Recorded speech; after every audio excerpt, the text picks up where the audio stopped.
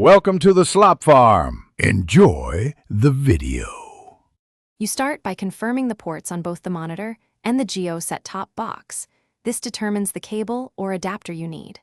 Once you have the correct HDMI right arrow VGA adapter, or composite AV cable, power off the monitor and box to avoid hot plug issues. Make sure the box has its 5V supply connected and the monitor's power cable is ready. Now position the devices so cables reach comfortably. This reduces strain and makes the next connection step straightforward.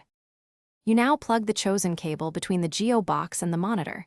If using HDMI, insert fully until it clicks, and if using an adapter, ensure the adapter seats correctly in the monitor port. For composite AV, match yellow to video and red/white to audio inputs. Once connected, power on the monitor first so it can detect inputs, then turn on the Jio Set Top Box so the devices can perform a clean signal handshake. If the image is cropped, adjust aspect ratio in monitor or box settings. You finish by selecting the monitor's input that matches your connection. Use the monitor's input/source button until the Jio feed appears. Then verify the box's output resolution and change it to a value the monitor supports, typically 720p or 1080p. This prevents blank screens or scaling errors.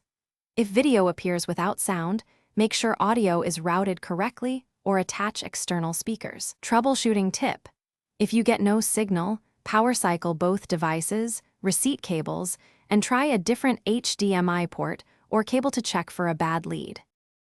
Thanks for watching. Consider subscribing if we helped you today.